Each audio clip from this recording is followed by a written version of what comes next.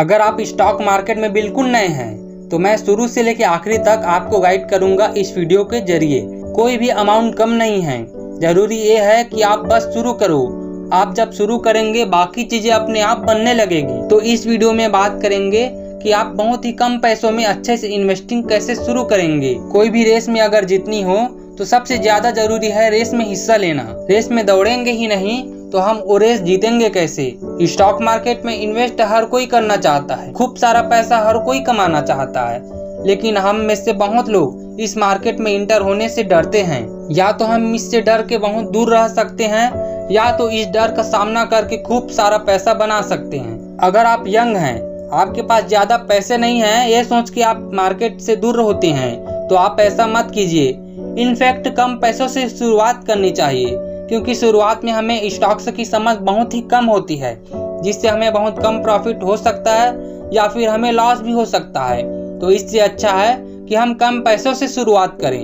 हम डरते हैं गिरने से, और जब गिरेंगे ही नहीं तो दौड़ेंगे कैसे। तो स्टेप बाय स्टेप बताता हूँ कि आपकी स्टॉक मार्केट की जर्नी कैसे शुरू होगी। तो शेयर मार्केट में आपको सबसे पहली चीज करनी है वो है एक डीमैट और एक ट्रेडिंग अकाउंट खुलवाना है। डीमैट अकाउंट यानी वो अकाउंट जहां आपके शेयर रखे जाएंगे।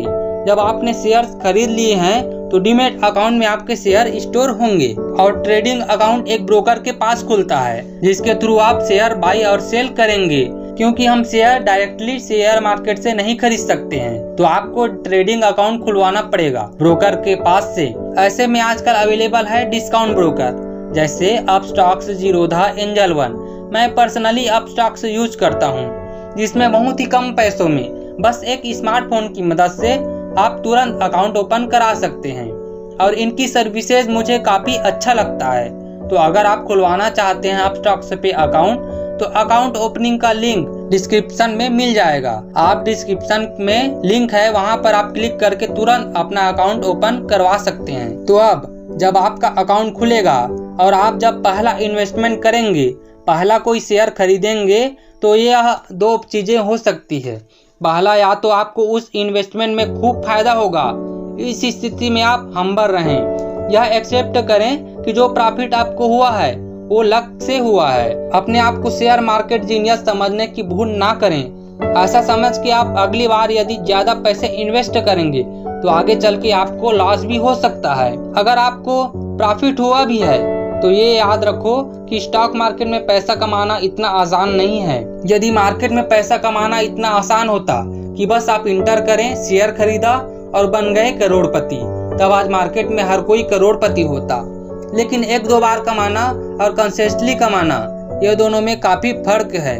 चाहे आपका प्रॉफिट खूब सारा हुआ हो, फिर भी आप सीखने पर जरूर फोकस कीजिए। दूसरा ये हो सकता है कि जो शेयर आपने खरीदा है उसमें आपको लॉस हो जाए। इस लॉस की वजह से आप ये समझ लेते हैं कि शेयर मार्केट एक जुआ है, इसमें मैं बिल्कुल दूर रहूंगा, और सोचते हैं कि ये चीज हमारे लिए नहीं है, और हमेशा के लिए इन्वेस्टिंग को अलविदा कह देते हैं।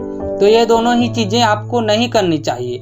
आपको ये सोचना है कि हमारा लॉस क्यों हुआ है, आपको उसके रीजन ढूंढने हैं, और आपको सीखने पर बहुत ज्यादा फोकस करना है। ज्यादा से ज्यादा बुक पढ़ो, इन्वेस्टिंग से रिलेटेड जो भी पुस्तक है उसको पढ़ो। तो बुक्स से तो आप सीखेंगे कि इन्वेस्टिंग करनी कैसी है और कंपनीज को एनालाइज करना कैसे है, लेकिन आप नए कंपनीज आइडियाज, नए स्टॉक्स आइडियाज लाएंगे कैसे जानेंगे कंपनीज के बारे में। तो यहाँ बहुत मदद करेगी बिजनेस मैगजीन्स और ब्लॉग्स। उनमें कंपनीज के रिव्यूज आते हैं, बिजनेस मॉडल के बारे में बताया जाता है।